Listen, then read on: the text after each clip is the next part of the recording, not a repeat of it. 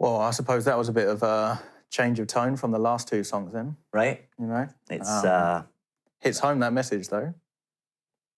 literally, I mean, like, you can hear it in his voice, like, you know, Richard Ashcroft, you know, it's quite poignant, really. But that was a time for me. It was like, I remember last summer, coming to the end of summer, it must have been about August or something like that. Maybe kind of like now, like September 2022 though. Yeah. And I just remember, like, I was still going out all the time and still had these big anxiety attacks, these big moments of like feeling low. Right.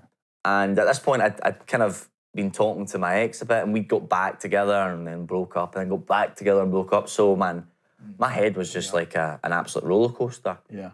And so then I doubled down on the drinking. Right. And I just remember, from what I remember, was just that was all I was doing all the time. And some pals of mine said, oh, listen, you know, maybe you should calm down a little bit on the drinking and see about getting yourself sorted and stuff like that. And of course, like, you always know, right, don't you? You're like, no, you don't know what you're talking about. Yeah. And, you know,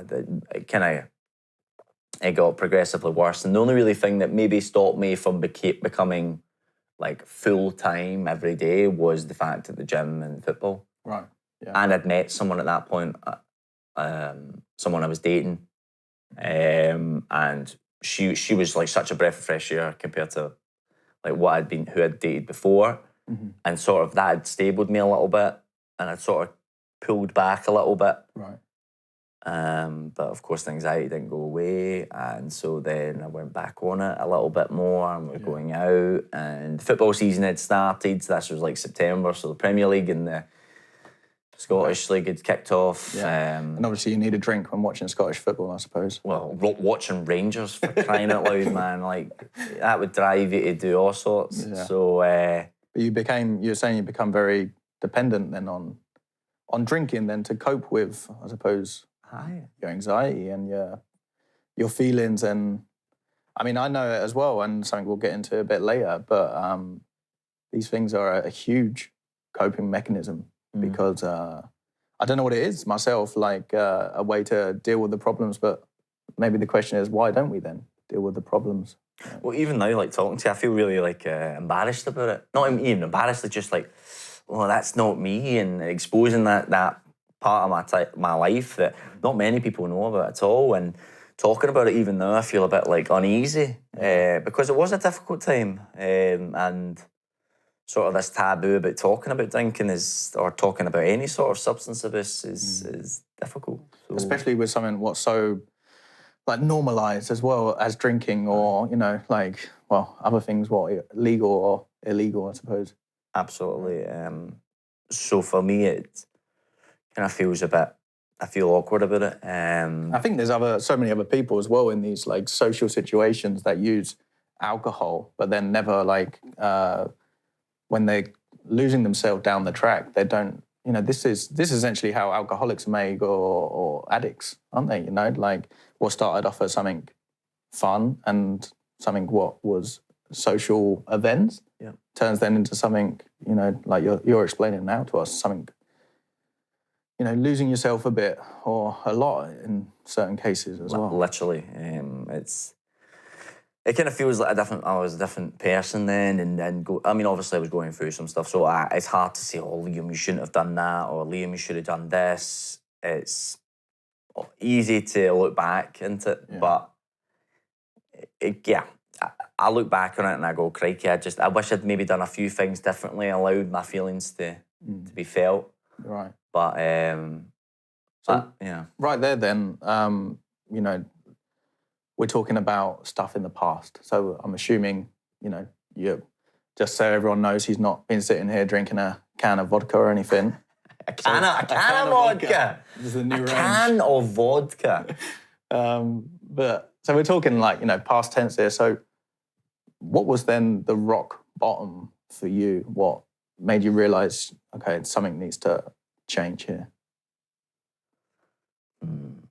When I realised that drinking was getting in the way of how I wanted to feel and how I was acting when I was doing two separate things when they should have been aligned. Right. Like for me, actions and words should align, not be separate.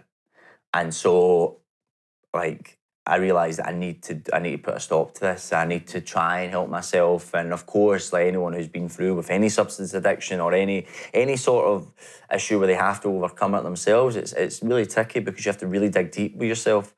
And for me, that was super, super hard. It came to the end of the football season. I no longer had that obligation to go to football 3 times a week.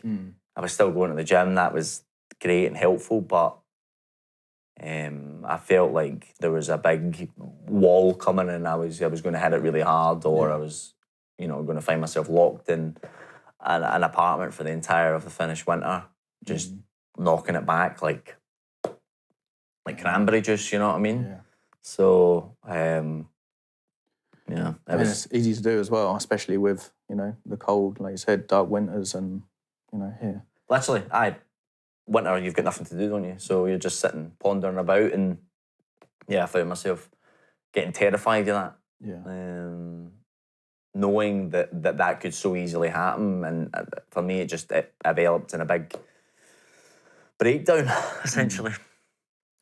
Well, I suppose that leads us right where we want to be, well, in this story or the show at least. Maybe not where we want to be, but certainly going... In regards to the next song at least. Aye. So what you got us lined up then for this this monumental, not confession, but discussion we're having right now?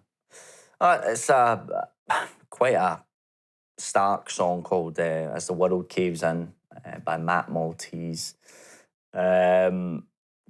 Wow, just I can't even put into words how this song really describes how I was feeling at the time and how I really did hit that wall with everything that had been going on over like the 6 months, 7 months since I'd cut myself off of the relationship and started kind of drinking heavily. This really describes it all in one. I believe it's a cover from someone else. I can't remember who, but the song means a lot to me. I'd say it really describes a part of my life that was difficult. So, well, I hope you all are listening as well, as eager as I am to hear this one. So, you want to spin that track? Wicka wicka woo, DJ.